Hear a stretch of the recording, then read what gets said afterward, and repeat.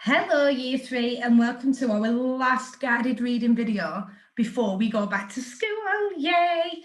So yesterday we got up to the part in our book where Gran had arrived and she was on about making Beatrice, some food, even though Beans had just told her all about Dad going missing and being kidnapped. Let's read a little bit more. Beatrice, you have no eggs, Gran called out, her head buried in the fridge. She straightened up. And where are the fresh vegetables and fruit? There's not much in the fridge, Gran, because Dad and I were expected to go shopping tomorrow, Beans explained through gritted teeth. Gran was not impressed. Your father should make sure the fridge is always well stocked. I do. At least there's milk and cheese. I'll make a lovely macaroni cheese. Beans shuddered. Macaroni cheese was about as appetizing as a plate of slithery, slimy worms. She scowled at her Gran. Dad was missing, and all Gran had on her mind was macaroni cheese. But before we cook anything, we're going to have to tidy this kitchen, said Gran. You know, I can't cook in an untidy kitchen.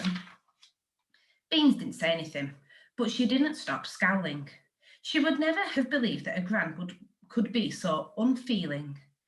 And she'd never forgive her for it. Never. I've got to do my homework, First Beans said. I'll help you when it's finished. She turned round and marched out of the kitchen. Gran didn't care about anyone but herself.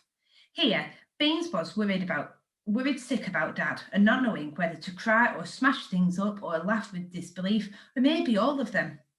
And what was Gran doing? Making macaroni cheese. Beans was halfway up the stairs when she paused abruptly. Was she unfair? Hadn't Gran hugged her in the sitting room?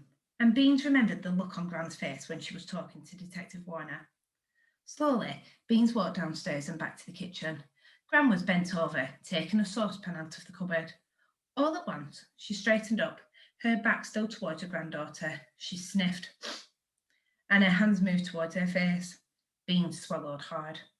Unhappily, she realised that Gran was just as upset and worried as she was, only Gran had handled it differently. Why hadn't Beans worked that out for herself? Don't worry, Gran. Dad'll be all right, Beans said softly. Gran spun around. Beatrice, child, you frightened the life out of me. Now scat, I don't need you under my feet. Beans understood. She smiled faintly. No, Gran, my homework can wait. What do you want me to do? 20 minutes later, Beans was sent to dump the rubbish in the dustbin in the front garden. After dinner, I'll try and get some of Dad's fingerprints, she thought. Dad's bedroom would be the best bet. Beans walked out into the front garden and headed for the dustbin, which was just by the front gate. She took off the dustbin lid and had almost dumped a bag of rubbish into it when she jumped back, nearly losing her grip of the bag in her hand.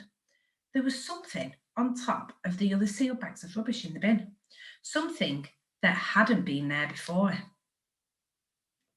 Something that could be important. An empty cigarette packet.